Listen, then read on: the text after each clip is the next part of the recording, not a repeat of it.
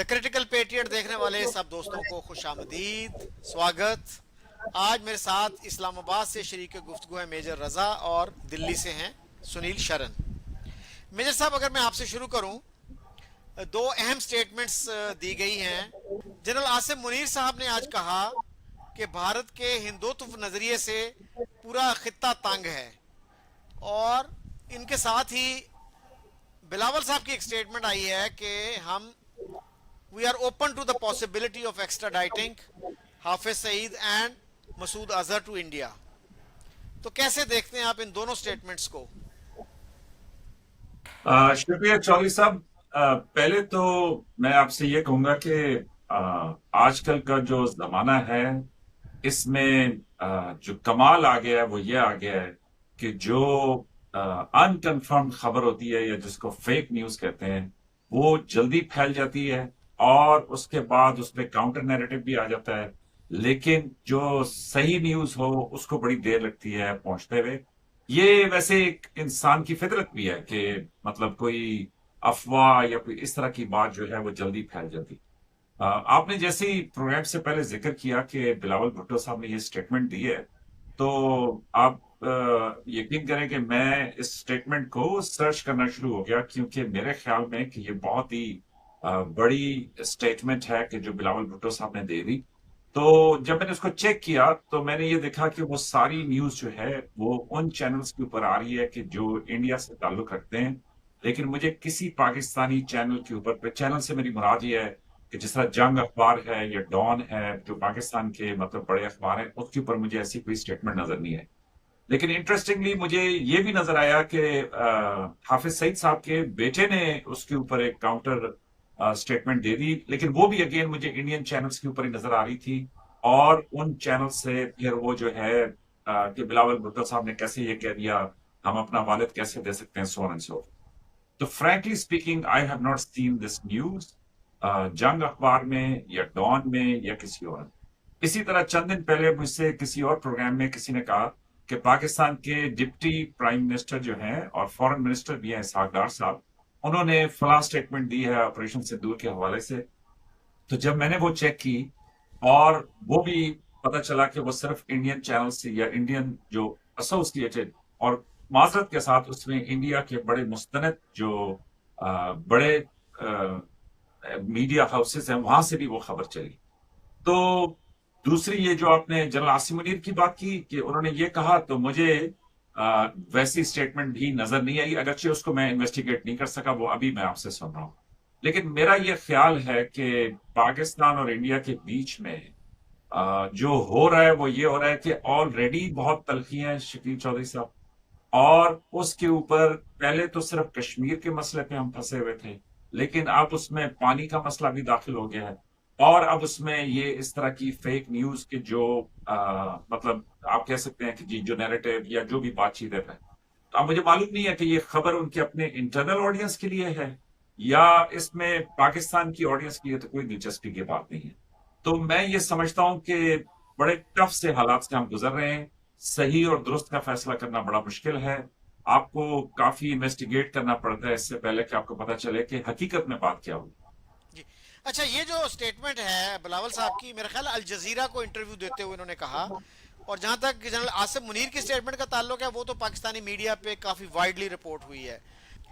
सुनील, आप कैसे देखते हैं इन दोनों स्टेटमेंट्स को? क्योंकि एजाज चौधरी साहब जो हमारे फॉर्मर फॉरेन सेक्रेटरी हैं, उनका एक इंटरव्यू मैंने कुछ अरसा पहले देखा था। तो वो कह रहे थे कि हिंदुत्व जो है उस पर हमारा एतराज नहीं बनता, वरना वो भी हमारे किसी नजरिए पे एतराज कर सकते हैं, दो कौमी नजरिए पे कर दें, किसी और पे कर दें। तो हमें तो अपने रिलेशंस देखने चाहिए कि हमारे रिलेशंस कैसे होने चाहिए उनके साथ। इंटरनल जो मैटर्स हैं उनके, उनको उन पे छोड़ दें, और उनको चाहिए हमारे इंटरनल मैटर्स को हमारे पे छोड़ दें। तो ये तो पहली बार ही नहीं है जी कि फील्ड मार्शल आसिम मुनीर ने हिंदुत्व के अगेंस्ट बोला है। एंड उनको क्या प्रॉब्लम हमारे हिंदुत्व के साथ? जैसा हमारा हिंदुत्व है वैसे आपका इस्लामिक राज है, यो इस्लामिक रिपब्लिक ऑफ पाकिस्तान, जिसमें इस्लाम और कुरान रेन सुप्रीम। तो आपको क्या प्रॉब्लम है अगर हमारे यहाँ हिंदू राष्ट्र बनता है?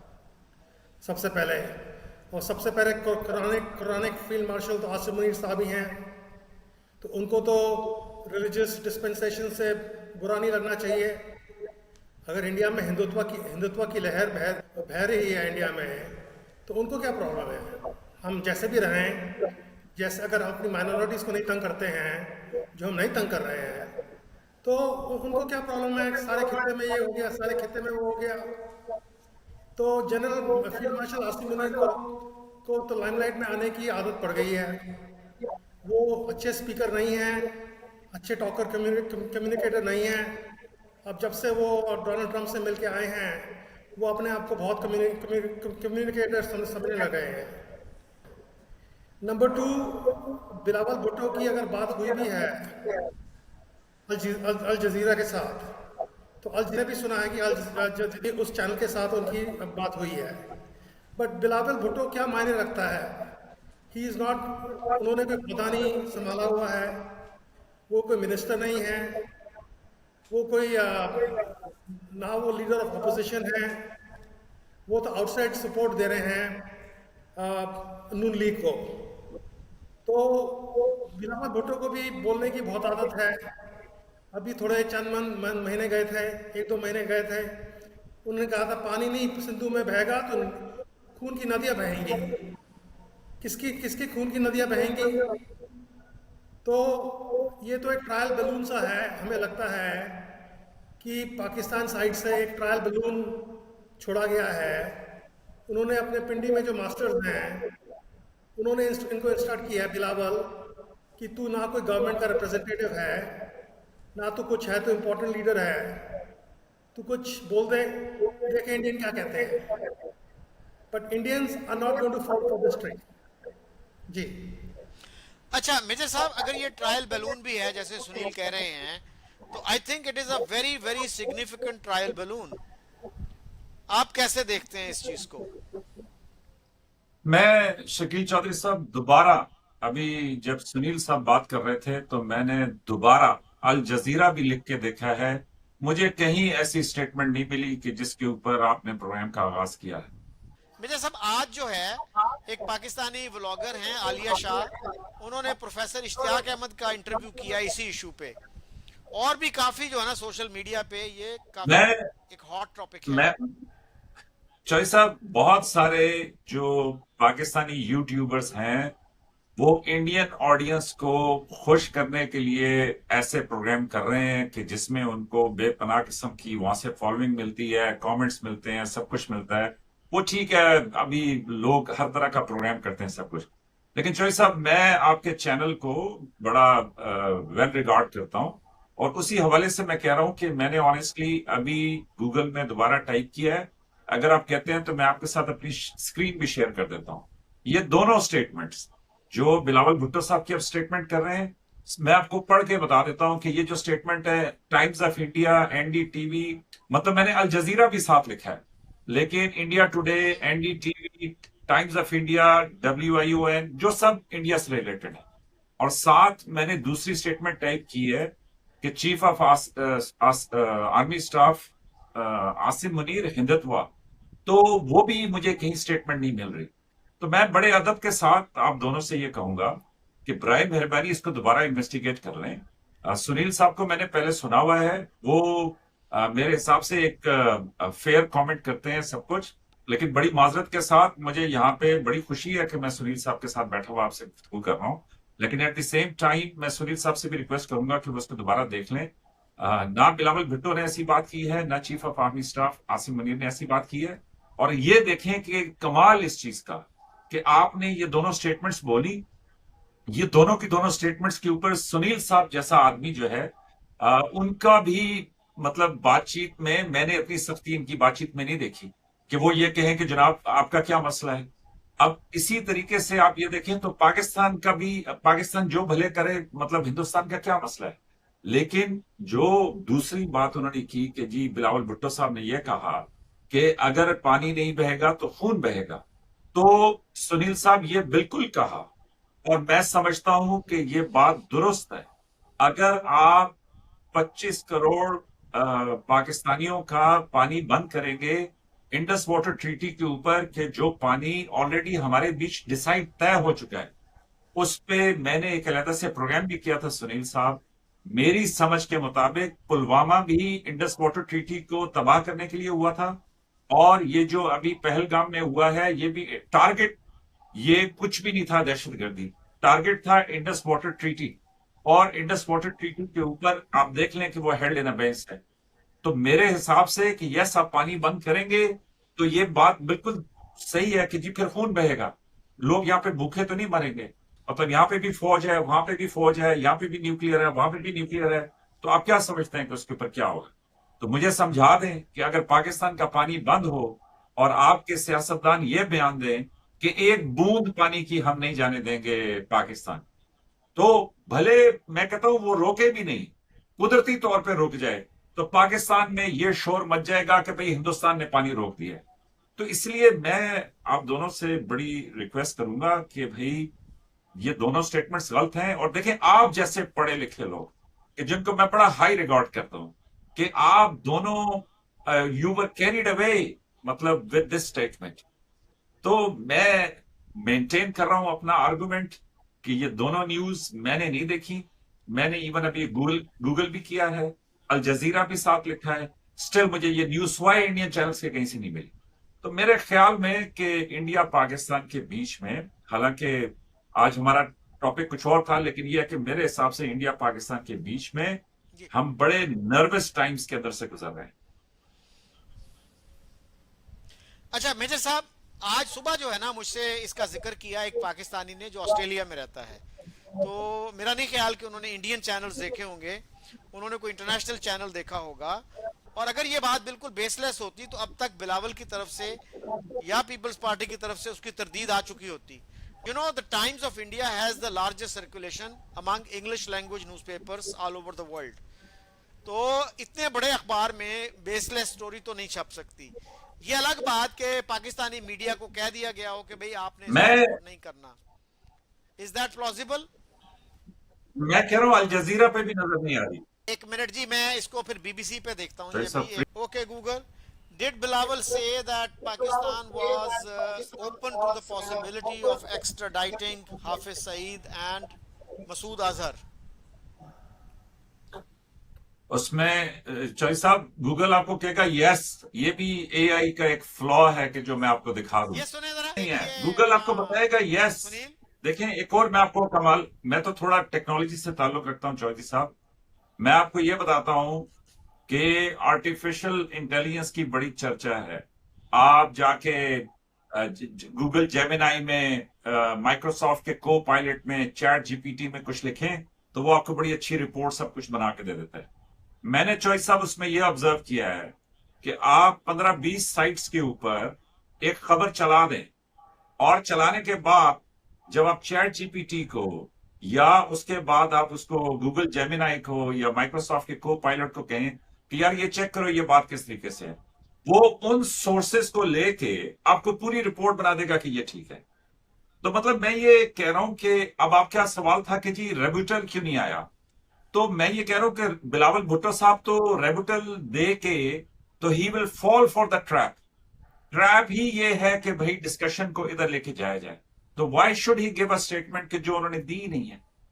तो मेरे मेरे पॉइंट ऑफ व्यू से ये प्रॉपर नैरेटिव की गेम है। मेरे पॉइंट ऑफ व्यू से मैंने vice chief of army staff जो इंडिया के हैं राहुल सिंह साहब, उन्होंने अगले दिन फिक्की में न्यू दिल्ली में एड्रेस किया 4 जुलाई को, कि जो federation of chambers and commerce of India है, तो उसमें मैंने उनका वो 12-13 मिनट का चौधरी साहब पूरे का पूरा एड्रेस सुना। और वो मैंने इसलिए सुना टू अंडरस्टैंड कि जी उधर क्या मिलिट्री थॉट चल रही है। तो मैं आपको बताऊं कि मुझे थोड़ा सा ऐसा महसूस होता है कि जैसे कुछ महीनों के अंदर दोबारा वही सब कुछ होगा कि जो क्या कहते हैं इसको, ये ऑलरेडी हम मई में कर चुके हैं। तो चौधरी साहब आप बेशक सर्च कर लें, आपको काफी टाइम लग जाएगा, लेकिन आपको मेरा नहीं ख्याल कोई ऐसा सोर्स मिलेगा ऑथेंटिक सवाई इंडियन वेबसाइट्स के। बेशक आपने टाइम्स ऑफ इंडिया का भी कहा, लेकिन इंडिया के टॉप के चैनल्स और इंडिया के टॉप के लोग कह रहे थे कराची हमने पकड़ लिया, इस्लामाबाद में लोग जो है वो घर छोड़ के चले गए, और लाहौर जो है वो खाली हो गया, हमारी फौजें दाखिल होगी। वो सारे का सारा किसी ने अपोलोजाइज भी नहीं किया कि भाई ये गलत अच्छा बात सर, हमने ये की थी। देखिए वो लोग आज भी प्रोग्राम कर रहे हैं, डॉन मतलब न्यूज उसी तरह सर, बात। डॉन जी सर, ये डॉन न्यूज पे है डॉन न्यूज इंग्लिश। नहीं, वो डॉन न्यूज का एक आ रहा है, लेकिन वो आ रहा है यूट्यूब का, लेकिन डॉन न्यूज के पेपर का नहीं आ रहा। तो सब आजकल लेयर दर लेयर दर लेयर जो है, ये इतनी बड़ी स्टेटमेंट है जो आप कह रहे हैं कि मेरे हिसाब से इसके ऊपर पाकिस्तान के तमाम अखबार इसको कवर करते हैं। बिलावल भुट्टो साहब की स्टेटमेंट की बात कर रहे हैं, लेकिन देखे ना, आपको कितनी स्ट्रगल करना पड़ रहा है सोर्स ढूंढने के लिए। हालांकि ये राइटिंग ऑन द वॉल होनी चाहिए थी, लेकिन सिवाय जी। इंडियन के और कोई भी नहीं मिल अच्छा रहा है इसके ऊपर। जी, मेजर साहब अभी मैंने देखा कि डॉन न्यूज पे जो इंग्लिश चैनल है उस पे ये खबर मौजूद है, और ये डॉन जो अखबार है उसी उसी फैमिली का डॉन न्यूज चैनल का है। इंग्लिश चैनल तो खत्म मतलब, हो चुका है। लेकिन ये जो डॉन है न्यूज का इंग्लिश चैनल खत्म हो चुका है चौधरी साहब। जी, वो जो चैनल है टेरेस्ट्रियल चैनल तो खत्म हो गया, लेकिन ये जो है यूट्यूब पे उनका चैनल मौजूद है और उसके लाखों सब्सक्राइबर्स हैं। तो एनी हाउ, तो हम आगे थोड़ा सा अगर मूव करें, आपने जैसे कहा कि पहले तो सिर्फ कश्मीर का इशू था, अब उसमें पानी का भी शामिल हो गया है।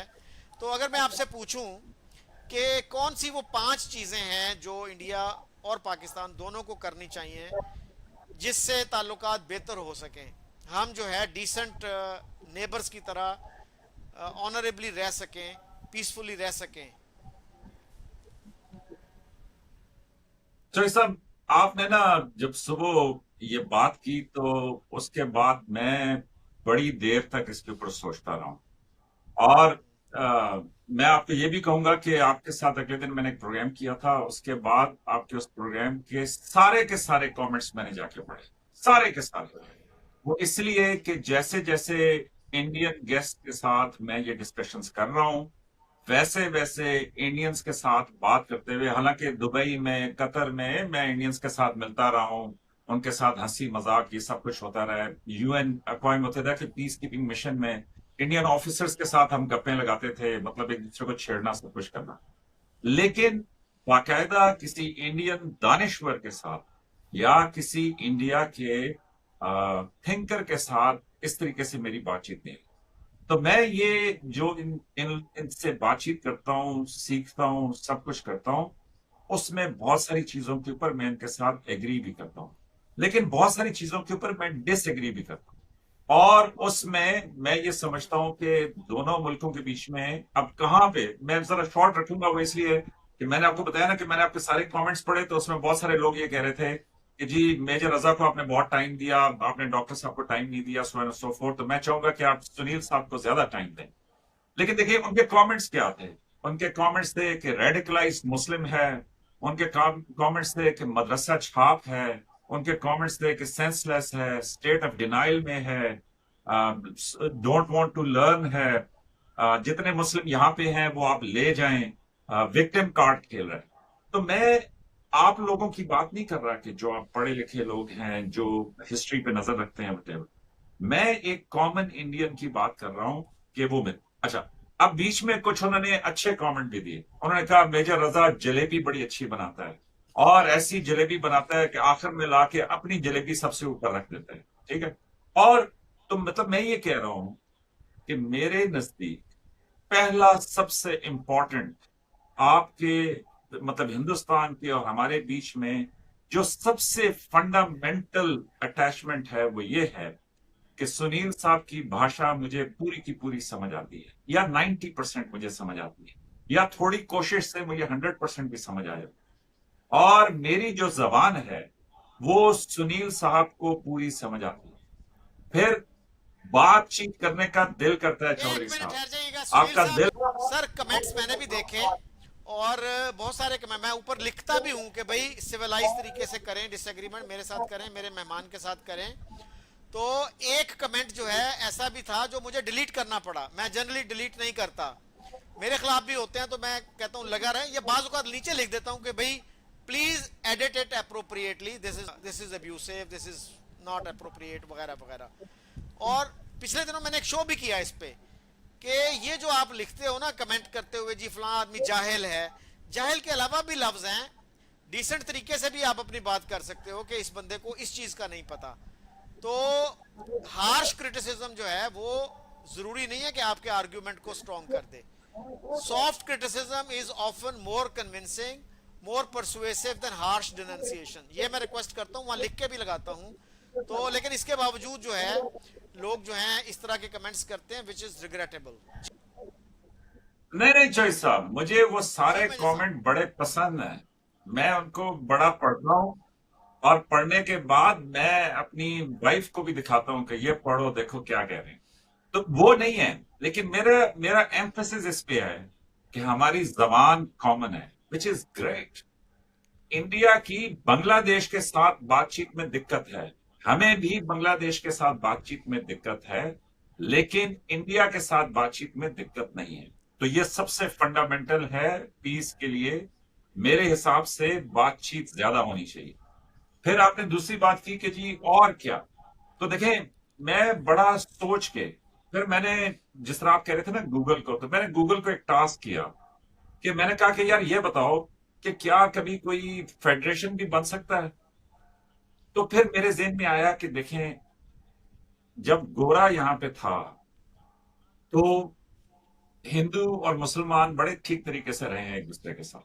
कोई बड़े फसाद नहीं हुए, कोई बड़ी कत्लो गारत नहीं हुई, कोई एक दूसरे के खिलाफ कोई ज्यादा वो नहीं।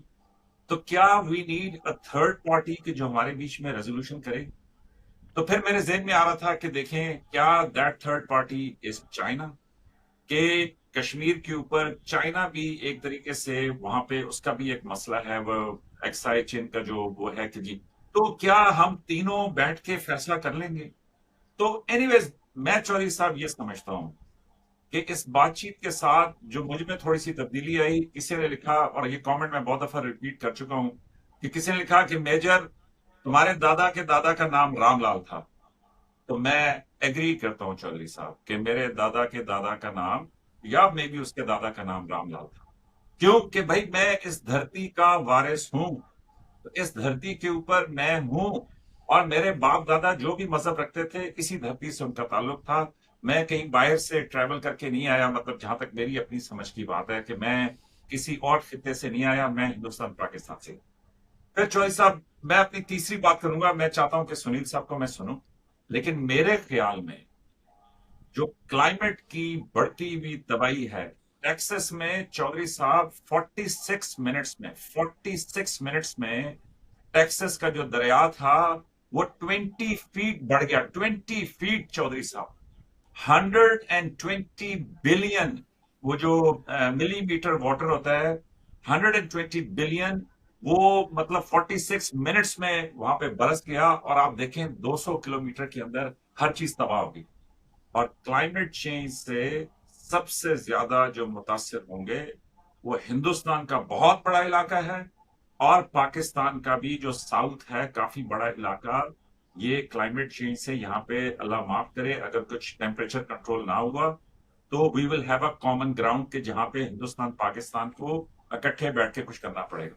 तो बहरहाल, मैं यहीं पे रोकता हूं, आप प्लीज सुनील साहब को टाइम दीजिए। अच्छा सुनील, एक तो ये बताइएगा कि आपके क्या 5 पॉइंट्स होंगे इंडिया पाकिस्तान के रिलेशंस को बेहतर करने के लिए, और जो मेजर साहब ने कहा उस पर भी अगर आप कोई कमेंट करना चाहें वो भी कीजिए. हाँ, मेरे मेरे 5 पॉइंट्स नहीं है, मेरे सिर्फ 3 पॉइंट्स हैं। जी. सबसे पहले एक कमीशन बिठाया जाए ट्रूथ एंड रिकन्सिलिएशन का बिटवीन इंडिया एंड पाकिस्तान। जैसे साउथ साउथ अफ्रीका में 1996 में कमीशन बिठाया गया था to investigate the atrocities during apartheid time.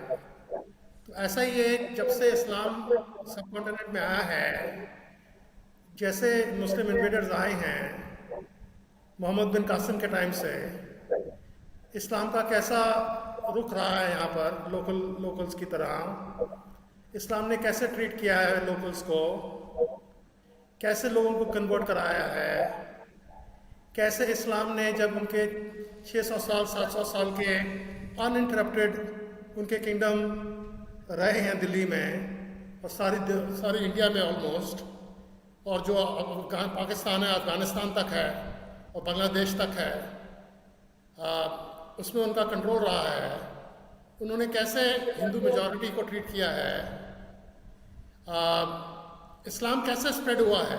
सबसे पहले वो सोड के बेसिस पे स्प्रेड हुआ है, वो उस बेसिस पे स्प्रेड हुआ है कि इंडियन के दलित जो थे वो हिंदुज़म में ऑप्रेस थे और वो उन्होंने फिर इस्लाम को कबूल किया। फिर एक बार उन्होंने इस्लाम को कबूल किया, जो हिंदू कन्वर्ट थे इस्लाम में, उन्होंने कैसे कैसे ट्रीट किया हिंदूज़ को। तो जो हमारी स्टडीज़ में तो ये सिखाया नहीं जाता कुछ भी, इंडिया की स्टडीज़ में मैं आपको बता दूं ये। बट अगर आप इंडिपेंडेंट हिस्ट्री की रिसर्च करो, जो फॉरेन ट्रैवलर्स थे हिंदुस्तान में, मानुची, बर्निए, टैवर्निए, ये सब आए थे औरंगज़ेब के टाइम पे। उसके पहले सर थॉमस रो आए थे जहांगीर के टाइम पे, एंड उससे पहले जेजुइट मिशनरीज थे अकबर के टाइम पे। तो अगर आप देखेंगे कि इस्लाम ने बहुत ज़ातियाँ की हैं हिंदू धर्म के साथ, हिंदू हमारी प्लेसेस ऑफ वर्शिप के साथ, हिंदू औरतों के साथ, और तभी मुसलमान लोग फैले हैं क्योंकि आपने इतनी ज़ातियाँ की हैं हमारी औरतों के साथ। और हम हिंदूज़ का दर्जा वॉज नॉट सेकेंड क्लास और third class, Hindus were basically slaves of the Muslims.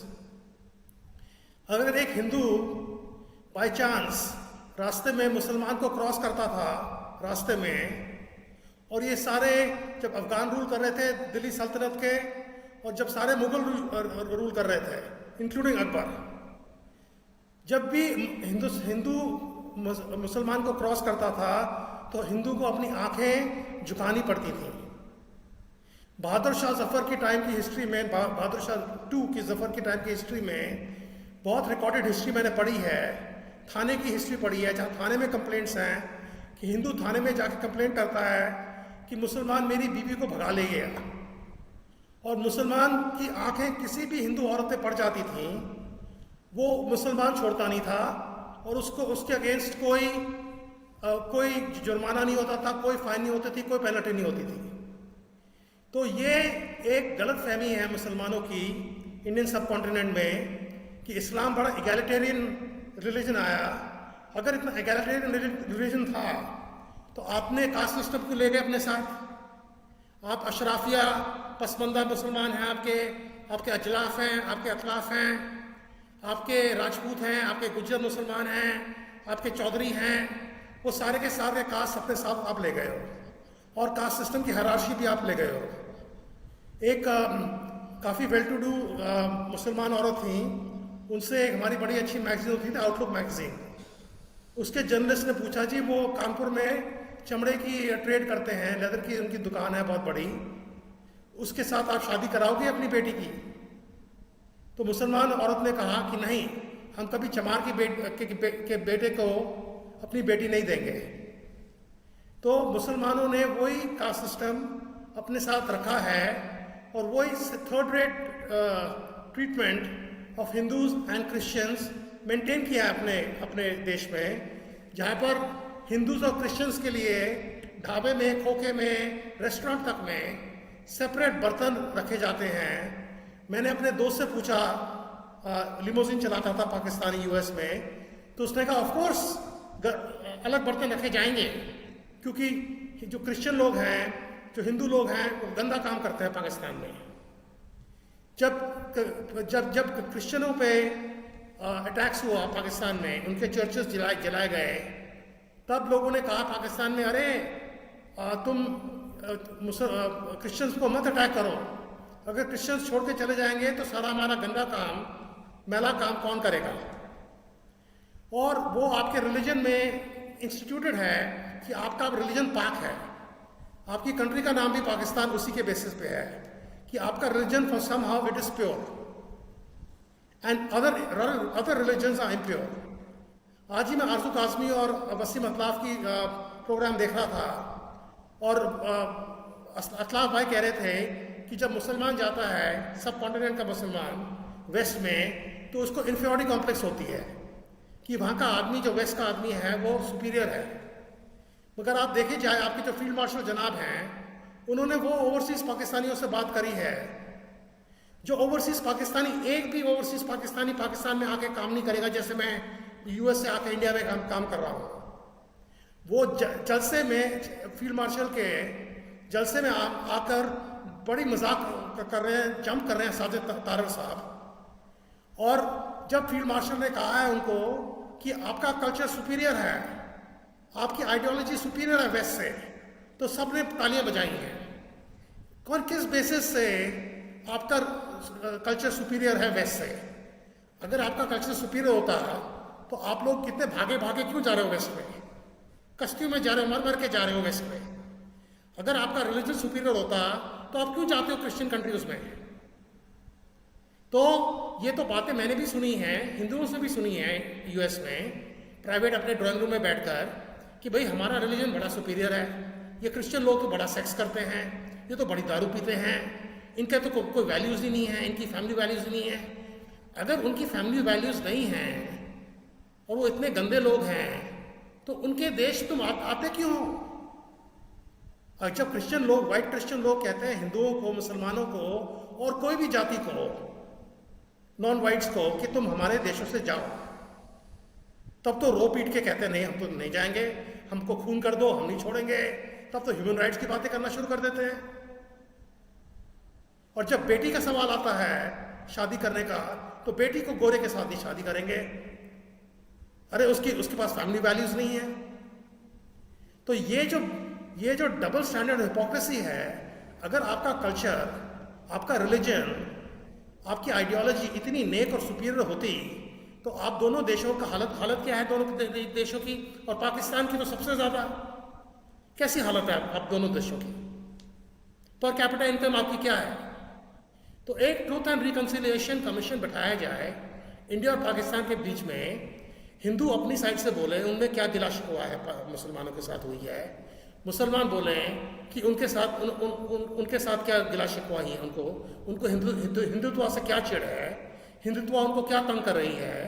ये सब पॉइंट्स आप डिलीनेट करें। आप छुपे छुपे ड्राइंग रूम में बातें मत करें, आप ओपनली आके बातें करें। आप अपने आर्मी ऑफिसर बेस में बातें मत करें कि हम सोचते हैं इंडिया में कि मुसलमान बहुत गंदे लोग हैं।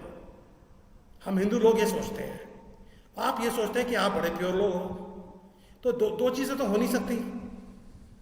तो ये ओपन डिस्कशन, ओपन डायलॉग हो कि ये जो 1000 साल की हमारी हिस्ट्री है बिटवीन हिंदूज एंड मुस्लिम्स, और मेजर ने कहा कि अंग्रेज़ों के टाइम पे हिंदू मुस्लिम बड़े आराम से जी रहे थे। ऐसी बात नहीं है, बतेरे राइट्स हुए हैं। अंग्रेज़ों के टाइम पे भी हिंदू मुस्लिम राइट्स हुए हैं। तो ये जो राइट्स होते हैं क्यों होते हैं? क्या हमको प्रॉब्लम है एक दूसरे के खाने से? क्या कोई पोर्क खाता है? क्या कोई बीफ खाता है? क्या हमें इन चीज़ों में प्रॉब्लम है? क्या हम तो बुत परस्ती नहीं कहते हैं, हम तो आइडल वर्शिप भी नहीं कहते हैं, हम तो डेटी वर्शिप कहते हैं। हमारे जो लॉर्ड्स हैं, हमारे जो गॉड्स हैं, Ram Krishna, they are very dear to us. आप मुसलमान लोग हमारे गॉड्स का मजाक उड़ाते हैं। पीके जो पिक्चर बनाई, वो 2 पिक्चरों हैं जिसमें से मैंने वॉकआउट किया है। एक थी बट्टी और बबली, और दूसरी पिक्चर थी पीके। पीके में जहां उसने मजाक शुरू कर दिया आमिर खान ने कि ये बड़ा स्टैचू लेके लाया है, और उसमें और छोटे स्टैचू में क्या फर्क है, जैसे उसने मजाक उड़ाना शुरू किया हिंदू धर्म का, तो आजकल आमिर खान को कोई पूछता ही नहीं है इंडिया में। उसने दूसरी शादी भी तोड़ दी अपनी हिंदू औरत के साथ। तीसरी बारी भी लग गया है नॉन मुस्लिम के साथ वो। भाई तुम्हें हिंदू धर्म से इतनी चिढ़ है, तुम हिंदू देश में क्यों रहते हो? तुम तुर्की में, तुमको बहुत तुम्हारी फर्स्ट लेडी ने तुम्हारे को वेलकम किया, आमिर खान को, तुम तुर्की में असाइलम ले लो। तो जितने भी ये ट्रूथ एंड रिकंसिलिएशन के पॉइंट्स हैं, हमारे जो आइडल्स हैं हिंदुस्तान में, वो सारे मुसलमान कैसे हैं? सारे हमारे एक्टर्स, सारे हमारे राइटर्स, सारे हमारे म्यूजिक कंपोजर्स, सारे हमारे फिल्म मेकर्स, सारे हमारे प्रेसिडेंट, बहुत से हमारे पॉलिटिशियन, बहुत से हमारे जर्नलिस्ट, हम कैसे मानते हैं कि ये हमारे हीरोज हैं? शाहरुख खान से लेकर सलमान खान से, और आप नाम अब्दुल कलाम को और किसी का भी नाम ले दो आप, और आप लोग तो किसी हिंदू को चढ़ा के रखते नहीं अपने देश में। एक सिर्फ वो एक्टिंग चीफ जस्टिस सर भगवान दास बने थे आपके सुप्रीम कोर्ट में, बट उसके अलावा आपने किसी हिंदू को रखा नहीं है। वो जगन्नाथ मंडल थे जो आपके फर्स्ट लॉ मिनिस्टर थे, वो भी भागे थे 3-4 साल बाद। तो ये जो प्रॉब्लम्स हैं, आपको हमारे हिंदुत्व से चिढ़ मचती है, हमको आपके इस्लाम से चिढ़ मचती है। ये ट्रूथ एंड रिकंसिलिएशन को फेस क्यों नहीं करते हैं? इसको क्यों लाइन ऑफ स्टैंड में रखा हुआ है कि हमारी जो किताब है, हमारा जो प्रॉफिट है, हमारे जो रिलीजन है वो सुपीरियर है, और वो जब तक हम हिंदू को कन्वर्ट नहीं करेंगे इस्लाम में, तब तक वो मुसलमान औरत के साथ शादी नहीं कर पाएगा। बहुत फोकस आपने कर दिया एक ही पॉइंट पे। प्लीज अपने 2-3 पॉइंट्स जो है ना उसको ब्रीफली जरा बताइए ताकि हम गुफ्तगू को आगे लेके चलें। हाँ, तो मैं एक एक करके पॉइंट बोलूंगा सर। पहले मैंने पॉइंट ये बोला है ट्रूथ एंड रिकंसिलिएशन, उसके बाद मैं आगे पॉइंट। Please be brief. मैं तो ब्रीफ ही रह रहा हूँ सर, आप ही मेजर रजा को ज्यादा टाइम देते हैं। मैं तो चुपचाप बैठा हुआ हूँ आधे घंटे से, और ना आप मेजर रजा को हलवा जैसे क्वेश्चन दे रहे हैं, और जब मैं बोलता हूँ तो आपका मुंह उतर जाता है। आप दो पाकिस्तानी हैं, मैं एक हिंदुस्तानी, 2 against 1 हो आप। आप ये मत समझिए कि हम हिंदुस्तानी आप लोग के धमके में आ जाएंगे। हम आपसे, आप अपने आप को बहुत माचो समझते हैं। आपकी जो कौम है, जो आपके मुसलमान पंजाबी जो हैं, जैसे अतलाफ कहता है, असलीम अतलाफ कहता है, और सलमान जो आता है आरजू काज़मी के शो में, कि पंजाबियों ने तो कभी लड़ाई की नहीं। पंजाबियों ने जो भी इन्वेडर आया उसको कह दिया भैया दिल्ली का दरवाज़ा वहाँ पर है, दिल्ली के दरवाजे पहुँच जाओ। कोई भी पंजाबी आपके पास अपार्ट फ्रॉम गुरु गोविंद सिंह कोई मुसलमान पंजाबी वॉरियर आया है जिसने अब्दाली को कन्फ्रंट किया, जिसने गोरी को कन्फ्रंट किया, जिसने गजनवी को कन्फ्रंट किया? तो जो आपकी सुन्नी पंजाबी मुसलमान आर्मी है, जो आप माचो आप समझते हो अपने आप को। मेरा एक और दोस्त था अशरफ, बहुत अच्छा दोस्त है, अभी भी है, पाकिस्तान का। अब वो अमेज़न में काम करता है। उसने कहा मुसलमान है तो सेक्स करेगा, छोड़ेगा नहीं किसी को। ये जो आपके पाकिस्तानी गैंग्स हैं, जो पाकिस्तानी गैंग्स गोरियों को ग्रूम करा रहे हैं, ये हिंदुस्तानी मुसलमान भी नहीं है, ये पाकिस्तानी मुसलमान हैं गैंग्स। वो थक गए हैं आपसे। जैक स्ट्रॉ उनका फॉर्मर फॉरेन मिनिस्टर है, फॉर्मर फॉरेन सेक्रेटरी जिसे वो कहते हैं, उसने दिहाइयों से वो ऑब्जेक्ट कर रहा है। तो ये जो माचोपना आप लोगों में है अंदर से कि हम बड़े माचो हैं, हम गोरे चिट्टे हैं, हम बड़े हैंडसम हैं, ये इमरान खान जैसे आप बने मत। अब आप धरती पे आए, आपका फील्ड मार्शल का रंग भी मेरे जैसा ही है। उसको आप सलाम करते हैं, मुझे भी सलाम करें साथी साहब।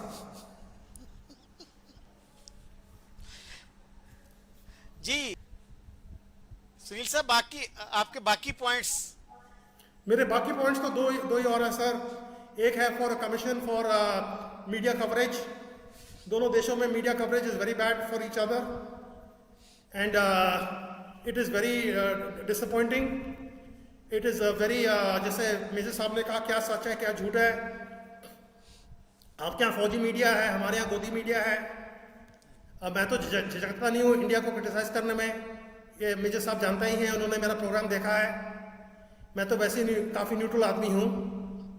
एंड हमारे मीडिया का जो हाल है और आपके मीडिया का जो हाल है, जो जंगू आपके फिजा खान हैं, आपके हामिद मीर हैं, हमारे अर्नब गोस्वामी हैं, ये स्टूडियो में ही जंग शुरू कर देते हैं।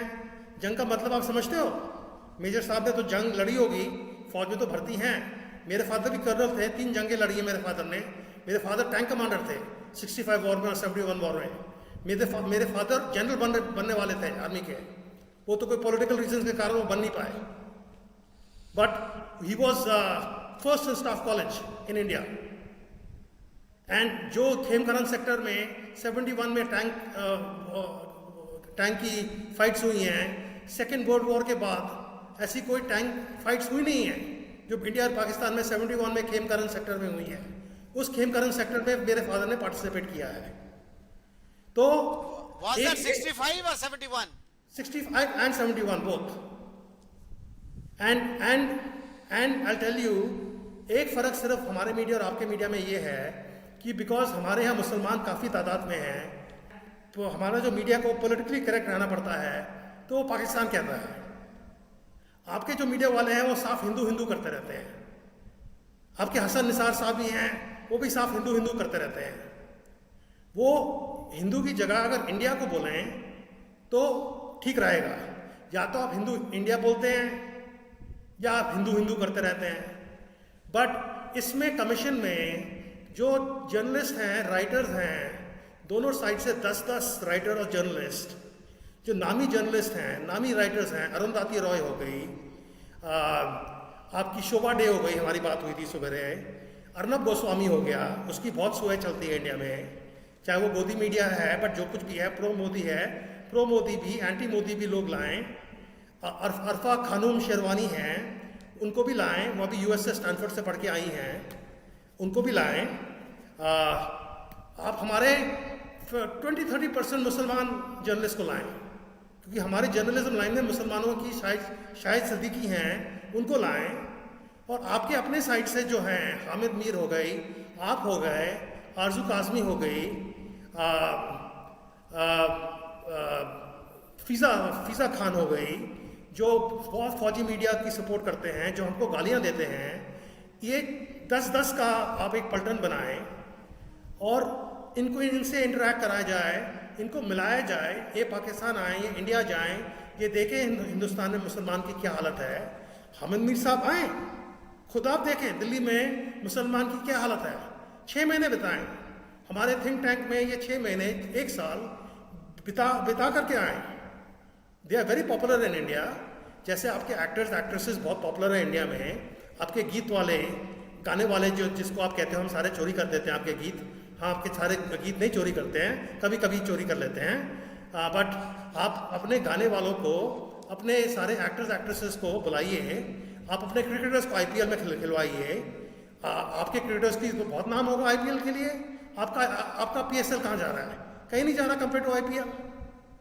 तो ऐसे जो हैं, हमारे पास सारे इंस्ट्रूमेंट्स हैं, थिंक टैंक्स हैं, गवर्नमेंट पोजीशंस हैं, प्राइवेट सेक्टर में लोग काम कर रहे हैं, प्राइवेट यूनिवर्सिटीज़ हैं for policy studies, Jindal institute of policy studies. ये जर्नलिस्ट राइटर्स को 1-1 साल से ले मेजर रजा को हम इनवाइट करें, 1 साल के लिए रह कर जाएँ, पूरा टूर करें। बट इश्तियाक अहमद जैसा मत बनिए कि सारी हॉस्पिटैलिटी आपने ले ली इंडिया के चारों कॉर्नर से, और हिंदुओं को तो कह दिया वाह वाह वाह वाह, मुसलमान की तो मज़ा है इंडिया में, और प्राइवेटली जाके कमर चीमा को और आरजू काजमी को हमारी बदनामी कर रहे हैं। वैसा ना बने, हिपोक्रेट और डबल स्टैंडर्ड्स में मत बने, प्री कंसीव नोशन के साथ मत आए। अर्नब गोस्वामी जब पाकिस्तान जाता है, उसको प्री कंसीव नोशन के साथ ना जाए कि सारे पाकिस्तानी जंगू हैं, सारे पाकिस्तानी टेररिस्ट हैं, सारे पाकिस्तानी भूखे मर रहे हैं, नंगे हैं। ये सब चीज़ें गलत चीज़ें फैल रही हैं दोनों साइडों में। तो ये मेरा दूसरा पॉइंट था, for a commission of writers and journalist, 10 from each side, on both sides of the divide, and they should mix and match. क्या पता किसी में शादी भी हो जाए। तीसरा पॉइंट ये था कि हमारे एम्बेसडर जो थे, फॉर्मर एम्बेसडर आपके यहाँ पाकिस्तान हाई कमिश्नर, उन्होंने ये आपको सजेशन भी दी थी कि जो हिंदुस्तानी टेक्स्ट बुक्स हैं उनमें आप अपने लोग भेजिए, और हिंदुस्तानी टेक्स्ट बुक्स में अगर नफरत है तो वो बताइए हमें क्या प्रॉब्लम है हिंदुस्तानी टेक्स्ट बुक्स में। आपको पता है, मैं तो इंडियन सोसाइटी का, इंडियन एजुकेशन सिस्टम का प्रोडक्ट हूँ। मैंने अपना अंडर ग्रेजुएट सिस्टम तक इंडियन सोसाइटी में पढ़ाई की है, उसके बाद मैंने जाके यूएस और फ्रांस में पढ़ाई करी है। हमारी जो मेन हिस्टोरियन हैं, जिन्होंने सारी हमारी हिस्ट्री की किताबें लिखी हैं, उनका नाम है रोमिला थापर। वो बहुत लेफ्ट लीनिंग सोशलिस्ट हैं। उनका जो भाई है उसका नाम है करण थापर। आप जानते ही हो करण थापर कितना एंटी मोदी एंकर है, और इन दोनों का जो बाप था, he was chief of army staff general Thapar. Romila Thapar जिसने इतनी हिस्ट्री डिस्टॉर्ट करी है हमारी। आप हमारी टेक्स्ट बुक्स में एक चीज़ मुसलमानों के अगेंस्ट आपको मिलेगी नहीं। ये मैं अभी भी दायरे में कह सकता हूँ। अभी मैं देख रहा था कि हमारी टेक्स्ट बुक्स में मुगलों का रोल को मिनिमाइज कर रहे हैं और लोगों के रोल को मैक्सिमाइज कर रहे हैं, वो गलत काम कर रहे हैं। बट कभी हमारी टेक्स्ट बुक्स में ये नहीं लिखा जाता कि मुसलमान गंदे हैं, मुसलमान टेररिस्ट हैं, मुसलमान ये हैं, मुसलमान वो हैं। वो हिस्ट्री वो जैसी हुई थी हिस्ट्री वैसे बताते हैं। और जो बहुत एक्सट्रीम हिस्ट्री हुई थी, जैसे सोमनाथ के मंदिर को 16 बारी तोड़ा गया, वो बताते ही नहीं है। क्योंकि मैं तो कॉन्वेंट में पढ़ा हुआ हूँ, मेरा बेस्ट फ्रेंड था फिरोज सनाउल्लाह, जिसके साथ मैं डेस्क शेयर करता था। मुझे तो ये पता नहीं था कि वो मुसलमान है 9th स्टैंडर्ड तक। हमारी आर्मी कॉलोनी में मुसलमान काफ़ी सर्व करते हैं हमारी आर्मी में। हमारे पेरेंट्स हमको कभी नहीं बताते थे कि हम हिंदू हैं, कि खान साहब मुसलमान हैं, कि शकील साहब मुसलमान हैं।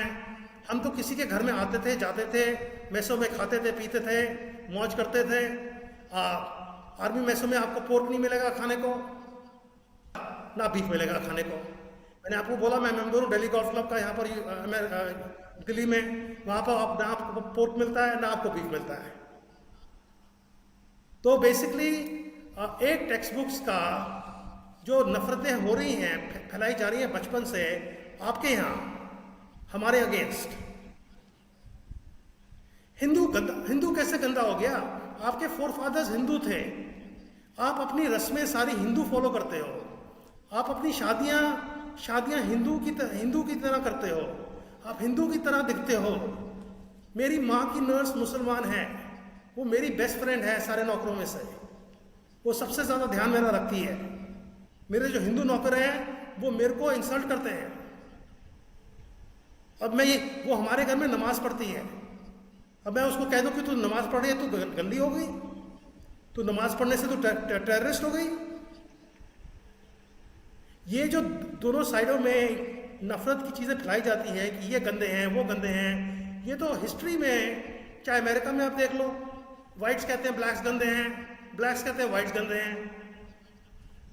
तो एक दूसरे में नफरतें फैलाने की जगह जो सोर्स है टेक्स्ट बुक्स का, उसको इन्वेस्टिगेट किया जाए।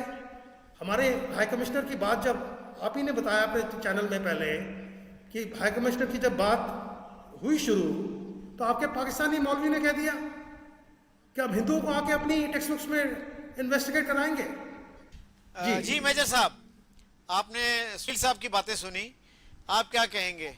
मैं असल में सुनील साहब की सारी बातचीत बड़े गौर से सुन रहा था, और मेरी जो ऑब्जर्वेशन है, मैं बिल्कुल फेयर ऑब्जर्वेशन दूंगा। सुनील साहब जैसा आदमी भी, और सुनील साहब, ये मैं पर्सनल नहीं कर रहा, मैं सिर्फ एक कमेंट या ऑब्जर्वेशन की बात कर रहा हूं कि हम कैरी अवे हो जाते हैं, और कैरी अवे हो जाते हैं उसकी मिसाल मैं ये दूंगा कि सुनील साहब ने कहा ये जो ग्रूमिंग गैंग्स हैं कि वो पाकिस्तानी ओरिजिन के हैं और मुसलमान हैं। मैंने इसके ऊपर एक प्रोग्राम भी किया था, उसमें एक डॉक्टर साहब आए थे इंडिया से, और मैंने उनको पूरी फैक्ट से प्रूव करके दिया था कि ये प्रोपेगेंडा है। इसमें जो साउथ ईस्ट एशियन है उनकी टोटल पार्टिसिपेशन, जो अगर 100% ग्रूमिंग गैंग्स हैं तो वो लेस देन 5% है, और उसमें से भी 1-2% जो है वो मुसलमान है।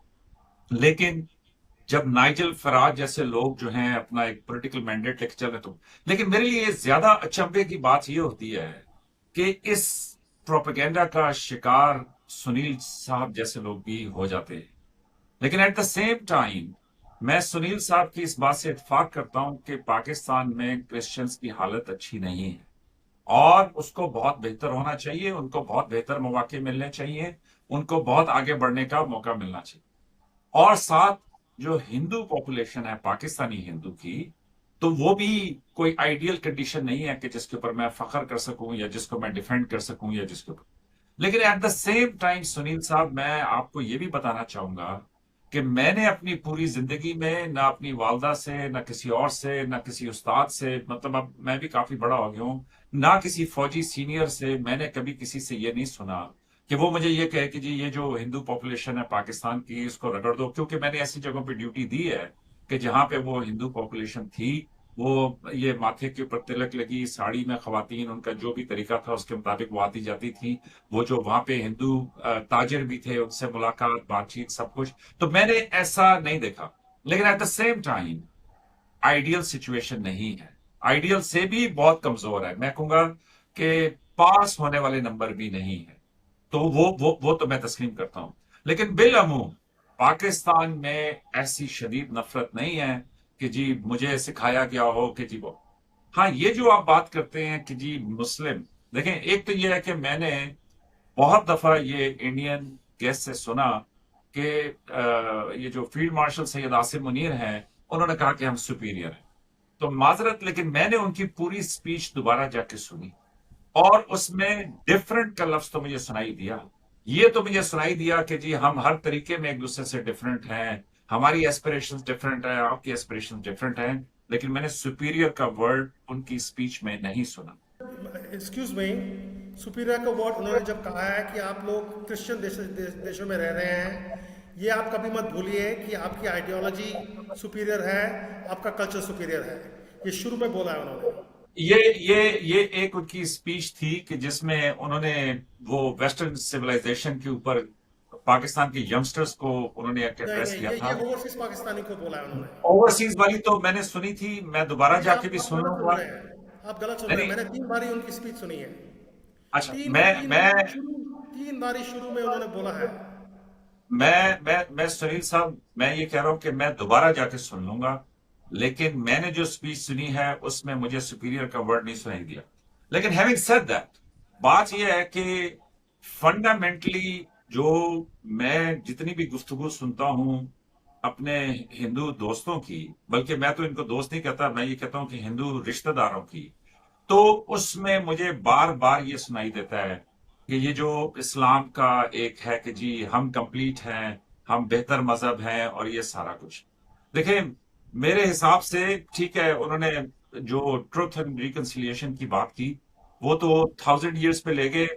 मेरे हिसाब से भले बेशक 1000 ईयर्स का भी बना दें, लेकिन चौधरी साहब ये भी देखें कि जब यहाँ पे ब्रिटिश आए थे तो उसके बाद यहाँ पे मतलब ब्रिटिश का भी मुसलमान के साथ एक मिसट्रस्ट था, मुसलमान का हिंदू के साथ मिसट्रस्ट था, हिंदू का मतलब ब्रिटिश के। तो वो एक अपॉर्चुनिटी हिंदू को मिली कि वो हिंदू जो है वो आगे बढ़े, so on and so fourth.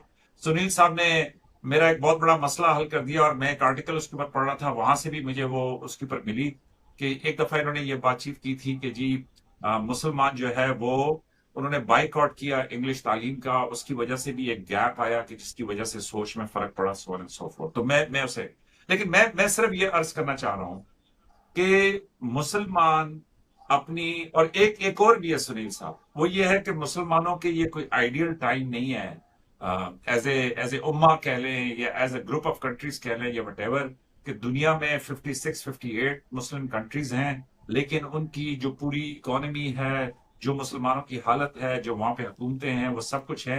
तो ऐसे में जब आप दब रहे होते हैं, अंडर प्रेशर होते हैं दूसरी सिविलाइजेशन से, तो अंदर से फिर आपकी यही आवाजें निकलती हैं कि हम भाई बहुत ऊंचे हैं, हम बड़े बेहतर हैं। या जिस तरह वो चौधरी साहब कहते थे कि जी पिदरे माँ सुल्तान बूत के जी मेरे किधरे मन दादा जो सुल्तान है। बूथ जी।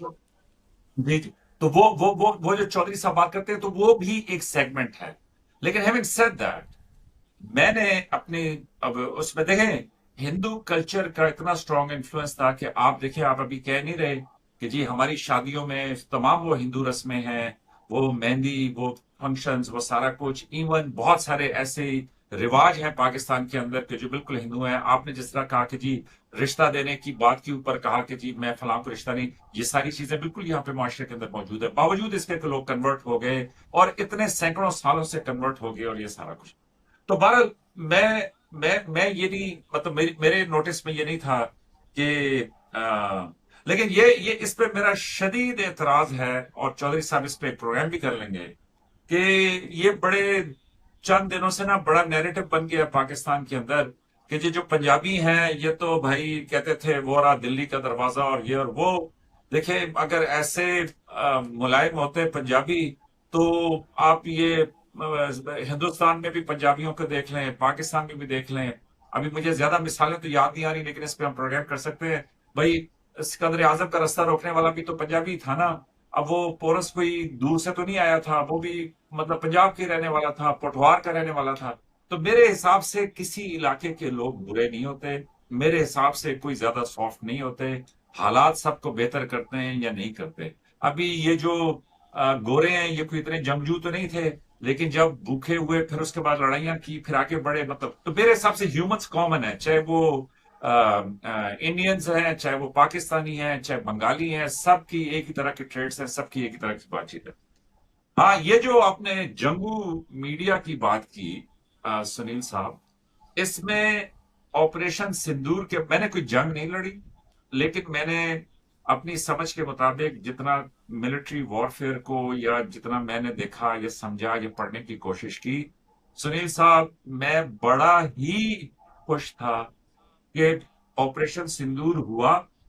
नहीं होना चाहिए था, पहलगाम नहीं होना चाहिए था, लेकिन बहरहाल हुआ। होने के बाद आई वॉज वेरी हैप्पी कि 3.5 दिन में, 3.5 डेज में पाकिस्तान और इंडिया दोनों को अकल आ गई और दोनों ने कहा, अब ये छोड़े बहस कि जी हमने सीज फायर कहा, उन्होंने कहा हमने ज्यादा नुकसान किया, उन्होंने किया, लेकिन मैं ये कह रहा हूं कि for me as a person, as an ex retired army officer, it was a great relief that both countries decided to do a ceasefire. Compare this, इसको कंपेयर करें रशिया और यूक्रेन के साथ, कि रशिया और यूक्रेन में उलट है कि रशिया मतलब कई बार कह चुका है कि भाई सीज फायर कर लो, लेकिन यूक्रेन ने अपने आप को उड़ा के रख दिया। अभी तो वो कहते हैं कि अबव 2 मिलियन कैजुअलिटीज हो चुकी हैं, मतलब 2 टाइम्स कैजुअलिटीज हैं या 3 टाइम्स कैजुअलिटीज हैं यूक्रेन की, और 1 टाइम है रशिया की, और रशिया की कैजुअलिटीज वो 1 मिलियन कह रहे हैं। आप सोच लें कि यूक्रेन की कैजुअलिटीज कहां पहुंची हो। सुनील साहब और चौधरी साहब, सोचिए कि वहां पे मतलब यंग पीपल नहीं है, अभी अबव 50 अबव 60 को वो रिक्रूट करके यूक्रेनी जो है उस जंग को, और वो जंग किसी और की है जिसको वो लड़ रहे हैं। तो मैं तो फिर भी बड़ा हैप्पी हूं कि इंडिया पाकिस्तान ने 3.5 डेज में कहा कि जी सीज फायर। ये और बात है कि इंडस वाटर ट्रीटी, ठीक है वो एक अलग बहस है, लेकिन it was a very happy moment कि दोनों कंट्रीज ने लिखा। तो जो गौदी मीडिया है और पाकिस्तान का जिसको आप जंगू मीडिया कह रहे हैं, तो मेरा अपना कमेंट ये था कि इनको प्लीज पहनाए फौजी बूट, इनको प्लीज पहनाए फौजी वर्दी, और इनके ऊपर सिर्फ एक सिपाही का लोड और एक राइफल इनको पकड़ा दें। मैं आपको बता रहा हूं, ये मैंने मीडिया किया हुआ है, एयर कंडीशन में बैठ के वहां पे जो है ना, मतलब मेकअप शेकअप करा के, तो बड़ा आसान है नारे मारना लड़ाई उसकी। आप प्लीज एक वर्दी पहने, और वर्दी पहन के सिर्फ 1 मील चलें, 1 मील इंडिया पाकिस्तान के टेम्परेचर्स के अंदर। मैं आपको बता रहा हूं, ये सारी जिंदगी सिर्फ अपने पांव के छाले ठीक कराते रहेंगे। तो इट इज वेरी इजी कि किसी और, तो मैं जाती तौर पे ये ओपिनियन रखता हूं कि कोई मुल्क जंग जीतता या हारता नहीं है। माएं हारती हैं, बेटियां हारती हैं, वो जवान बेवाएं हारती हैं। यूक्रेन की सारी फैमिलीज इस टाइम पे यूरोप में जो जिंदगी गुजार रहे हैं वो आपके सामने। तो मैं आपकी जंगू मीडिया की आइडिया के ऊपर, लेकिन मुझे इंटरेस्टिंग बड़ा लगा कि आपने कहा कि इनकी 10-10 की पलटन बनाए ग्रुप बनाए। पलटन पे आप किधर आ गए सुनील साहब? और अगर आप जैसा भले मानस आदमी, और चौधरी साहब को थोड़ी देर पहले मैंने इस प्रोग्राम में कहा कि आपकी जर्नैली तबीयत है, और सुनील साहब अगर आप भी पलटने बना रहे हैं, तो फिर कहां देखूं मैं रोशनी? मतलब आप इतने बड़े मुल्कों की बात कर रहे हैं, 1000 साल से नहीं सर, ज्यादा, मतलब इंडस, पलटन की बात ये थी कि वो मैं army, I am an army cat, तो सुने मैं ना, पलटन मैं की तो कैसे बदल मैं जाता? I am giving it a sweet touch, मतलब try to understand the finesse that I am trying to highlight here, कि मैं ये कह रहा हूं कि मुझे चौधरी साहब में भी जर्नल इतना ज्यादा मिलिट्री माइंडसेट हो गया है हिंदुस्तान पाकिस्तान का, कि आप जैसे नफीस लोग पलटने कह रहे हैं, चौधरी साहब जो हैं वो जर्नैल की तरह कहते हैं कि क्यों हिल रहे हो सुनील, मतलब कोई डिसिप्लिन होता है। डिसिप्लिन इज अ वर्ड के जो फौज में मैं रोज सुनता था हर घंटे में। आप मेरी बात समझे? तो मैं ये कह रहा हूं कि हिंदुस्तान पाकिस्तान में, मेरे नजदीक, मैं आपकी इस तजवीज से इत्तेफाक नहीं करता कि ये जो अपनी देखे जो जो बातें आप हम यहाँ पे कर रहे हैं, ये बड़ी मुश्किल बातें हैं। आपके ऑडियंस में जो लोग सुन रहे होंगे वो कहेंगे ये क्या इन्होंने दिमाग की दही बना रहे हैं, क्यों नहीं एक दूसरे को मुक्के मारते हैं, कोई वायरल किस्म की गुफ्तगू करते हैं कि जनाब हम हाफिज को ले लेंगे, हम कहेंगे जी हम कश्मीर को। तो ये बड़ी मुश्किल बातें हैं। तो ये लोग जिनकी आप बात कर रहे हैं वो वायरल होने वाली बातें करते हैं, वो सोच समझ के अपनी हर हर लाइन हर सेंटेंस देते हैं सिर्फ फेमस होने के लिए, सिर्फ मतलब वो वायरल होने के लिए। तो इसलिए मेरी समझ के मुताबिक ये जो चौधरी साहब कोशिश कर रहे हैं, ये जो बातें हम कर रहे हैं, ये मुश्किल बातें हैं। तो ये इसमें मुझे जो रोशनी की किरण नजर आती है वो सिर्फ ये नजर आती है कि आपके सुनने वाले उनमें अब चंद एक ऐसे हैं, क्योंकि उनको मेरी उर्दू समझ आ रही है, मतलब we are not talking in a foreign language, आप और मैं एक ही भाषा में बात कर रहे हैं। तो उनको कुछ दिनों के बाद मेजर रजा अच्छा लगना शुरू हो जाएगा, और कुछ दिनों के बाद मेरा जो ऑडियंस है उसको सुनील साहब अच्छे लगना शुरू हो जाएंगे। तो आप मेरी बात समझ रहे हैं? तो मेरे नजदीक ये जो टिकटॉक है, फेसबुक है, यूट्यूब है, ये जो सोशल मीडिया है, इस पे ये जो कमेंट्स दे रहे हैं कि मेजर रजा जलेबी बना रहा है, ये स्टेट ऑफ डिनाइल के अंदर है, डॉक्टर अभिषेक जो है वो हिल क्यों रहा है, मतलब ये जो बातचीत है ये कनेक्ट करती है दोनों देशों को। और मेरे हिसाब से वही लोग हैं कि जो असल में जिनको जिनको समझ आना चाहिए कि किस तरफ हमें आगे बढ़ना है। तो एनीवेज मेरा मेरा एक फेयर कमेंट ये था।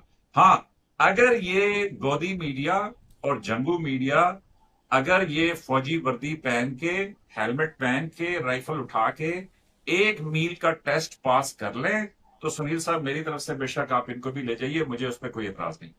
लास्ट बात मैं ये करूंगा कि देखें, आप ये कह रहे हैं ना क्या कहते हैं इसको, कि हिंदुस्तान पाकिस्तान। तो देखें, मेरे मेरे नजदीक, मुझे एक और एंगल आपको देता हूं, जरा उस पर आप गौर कीजिएगा। जियो पॉलिटिक्स चेंज हो रही है दुनिया की, अमेरिका और यूरोप एग्जिट पे हैं।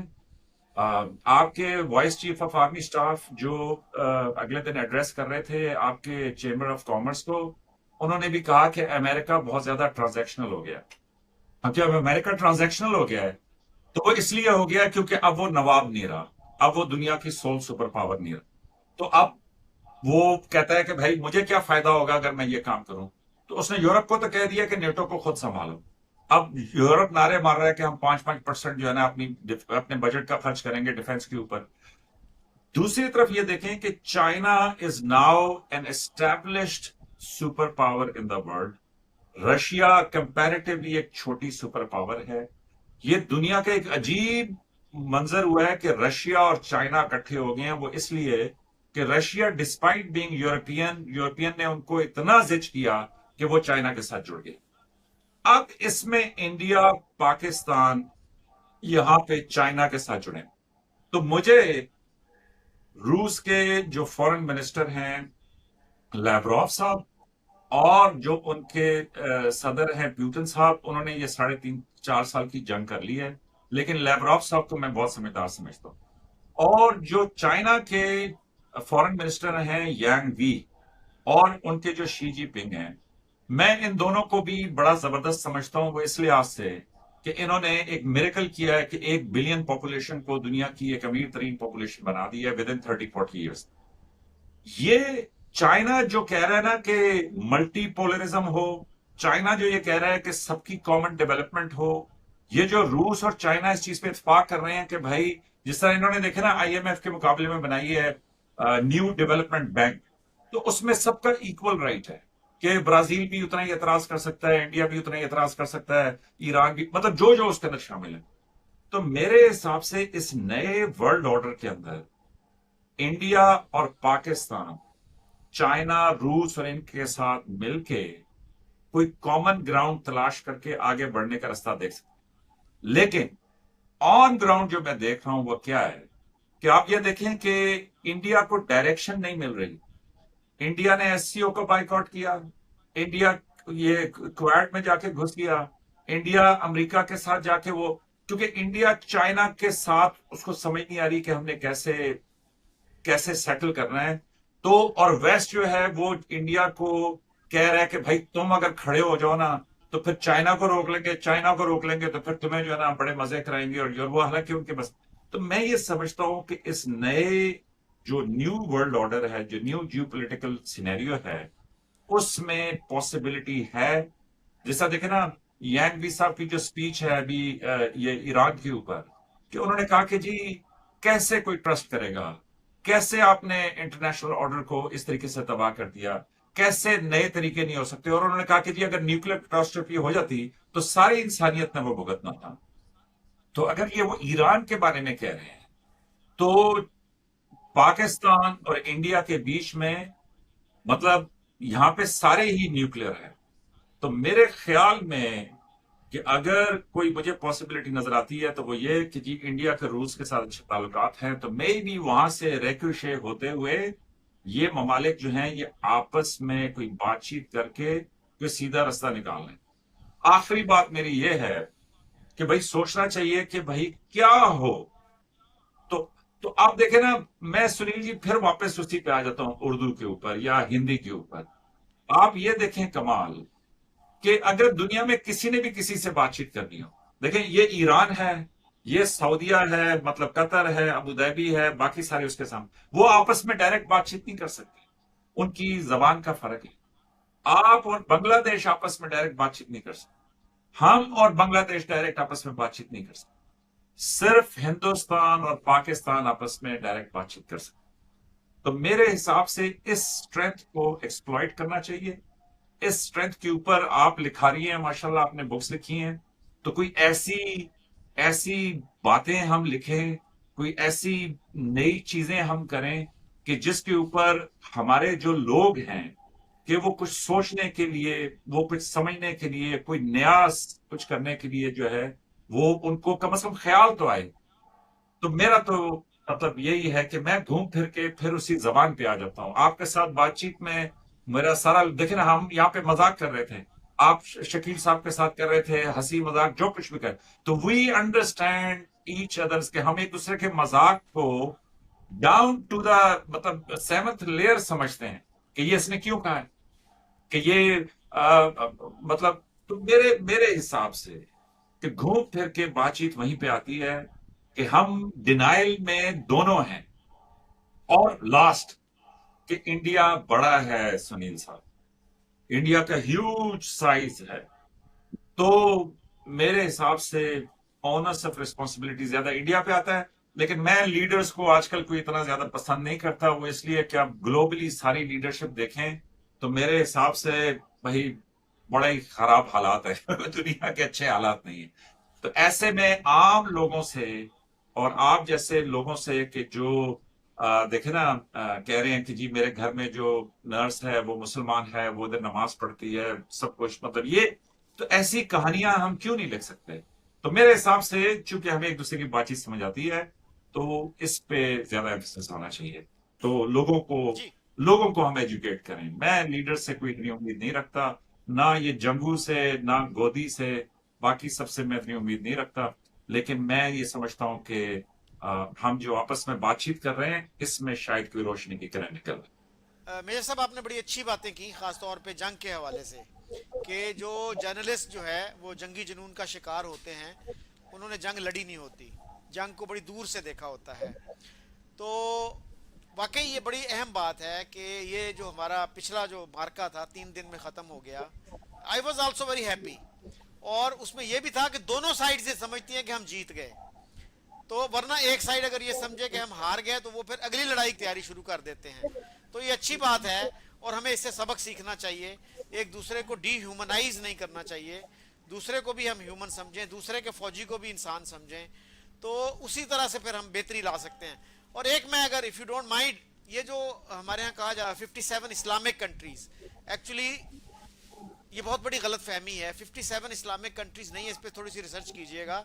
OIC के मेंबर्स जो हैं 57 जरूर हैं, लेकिन इसमें कम से कम 10, जी कम से कम इसमें कम से कम 10 मुल्क ऐसे हैं जहां पे मुसलमान मेजॉरिटी में नहीं है, माइनॉरिटी में है। एक मुल्क ऐसा भी है सूरीनाम, जहां हिंदू ज्यादा हैं मुसलमान कम हैं, लेकिन वो फिर भी OIC का मेंबर है। तो इसलिए बहुत से लोग ये कहते हैं कि OIC का कोई खास क्राइटेरिया नहीं है, वो बस हर अरे गहरे को मेंबर बना लेते हैं। जी Sunil ji, please conclude the discussion. हाँ, वो आपको एक पॉइंट पे कहना चाह रहा था, सिर्फ ओआईसी की मेंबरशिप पाकिस्तान इंडिया को नहीं लेने देता। तो वो जो भी चीज़ इंडिया कोशिश करती है सिक्योरिटी काउंसिल की सीट लेना, वो पाकिस्तान हमेशा उस पर अड़चन लगा देता है। एंड ऐसी अड़चन लगाता है कि जैसे मेरी आपसे बात भी हो रही थी कि Pakistani diplomacy is superior to Indian diplomacy, क्योंकि पाकिस्तान ने तो दोनों दुश्मनों से दोस्ती कर रखी हुई है, अमेरिका से भी और चाइना से भी। और हम अभी सोच रहे हैं किस रास्ते में हम जाएं, कहाँ हमारा रास्ता पड़ता है। तो to conclude the discussion I will say I was very impressed by major साहब। उन्होंने बोला है अबाउट दोनों साइडों में, जो एक्चुअली मैंने जंगू मीडिया नहीं कहा, पाकिस्तान मीडिया के बारे में आई कॉल्ड इट फौजी मीडिया। बट मीडिया का बहुत ही रोल, बहुत ह्यूज रोल है। And जैसे मैंने किसी से बात की थी, कोई आर्मी ऑफिसर की वाइफ से अमेरिका में, उसने मुझे बताया कि ये जो जब जंग शुरू होता है तो सिविलियन जो होते हैं वो बड़े खुश होते हैं, और जो आर्मी ऑफिसर्स की जो फैमिलीज होती है वो बड़ी दुखी होती है। तो यही मीडिया का हाल यही है कि ये जंग जब शुरू होता है तो उछल कूद के ये चलाते हैं कि अरे जंग शुरू हो गया, मस्ती हो गई, मौज हो गया। बट जो मिलिट्री फैमिलीज हैं उनको बहुत फिक्र हो जाती है। तो इतनी हमारे यूएन पीस कीपिंग मिशंस में इंडिया और पाकिस्तान के कंटिजेंट मेजर साहब भी रह चुके हैं उसमें इतने साथ साथ उन्होंने एक साथ के साथ काम किया साथ ही साथ। तो इतनी हमारी आर्मी में इतनी नफरत नहीं है जितनी परहैप्स हमारे जो मीडिया नफरतें फैलाते हैं। तो मैं तो ऐसे कहूँगा कि one issue which constantly Pakistani जो रेस करते हैं इंडिया के बारे में, वो इंडिया के जो मुसलमान ट्रीटमेंट है हमारे खिते में, हमारी कंट्री में मुसलमान की क्या ट्रीटमेंट हो रही है कि हमारी ट्रीटमेंट बहुत खराब है। तो उसमें मैं एक और पॉइंट रेज करूंगा कि आप एक वन साइडेड करें इसको। आप पाकिस्तान से लोग फैक्ट फाइंडिंग मिशन पे भेजें और बिना प्री कंसीव नोशन के वो जांच पड़ताल करें कि इंडियन मुसलमान अगर पिछड़े हैं तो क्यों पिछड़े हैं। सबसे पहले इन्होंने 200 साल से 1830 से जब से मैकॉले ने अपना मिनट निकाला, मुसलमानों ने रिजेक्ट की है इंग्लिश एजुकेशन। मैं तो ये चाहता हूँ जो मदरसे हैं इंडिया में ये इंग्लिश मीडियम मदरसे बन जाए। आप अरबी सिखाएं उसमें, मगर आप सारे जो सब्जेक्ट्स हैं वो इंग्लिश में सिखाएं जैसे इंग्लिश मीडियम स्कूल में होते हैं।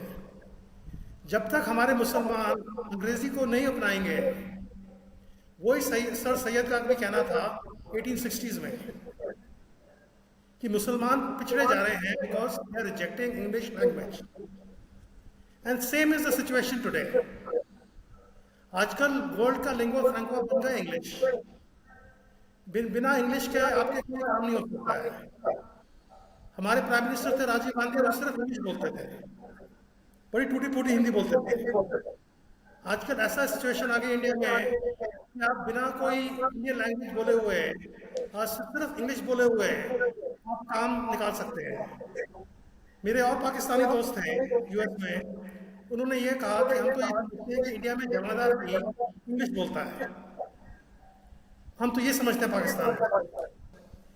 तो हमारे यहाँ इंग्लिश को बिल्कुल अपना लिया है लोगों ने। वो आपने पाकिस्तान में और हिंदुस्तानी मुसलमान थोड़े पिछड़े रह गए हैं। और एक और आप चीज़ देखोगे, आप मुसलमानों को भी देखोगे हिंदुस्तान में कि वो क्लस्टर में रहना चाहते हैं। मेरी कॉलोनी में तो सब मिलजुल के रहते हैं, बट ऑपोजिट मेरी कॉलोनी के इंडिया है, तो वहाँ जो क्लस्टर है, अमीर से अमीर मुसलमान क्लस्टर में रहना चाहता है। उसकी कोई भी रीजन हो, सिक्योरिटी रीजन हो, कोई भी रीजन हो, बट मुस्लिम्स जैसे आपको लगता है पाकिस्तान में कि Muslims in India very oppressed, ये मैं आपको सच बात कह सकता हूँ, ये बिल्कुल पूरा सच नहीं है। जी, मैं आखिर में ये कहना चाहूँगा कि मीडिया जो है इसको एक कंस्ट्रक्टिव रोल अदा करना चाहिए और इसमें इंडियंस और पाकिस्तानीज की डिबेट्स होनी चाहिए जो शाउटिंग मैचेस ना बने, और कोशिश ये होनी चाहिए कि टीआरपी की कंसिडरेशन ना रखें बल्कि एक पीस की ख्वाहिश रखें कि हम किस तरह से पीस प्रोसेस को आगे बढ़ा सकते हैं। तो इसी के साथ मैं आप दोनों का शुक्रिया अदा करता हूं, सुनील साहब और मेजर साहब। So you have been very generous with your time, thank you. Thank you sir, सलाम अलैकुम, बाय बाय। थैंक यू जी, नमस्ते नमस्ते।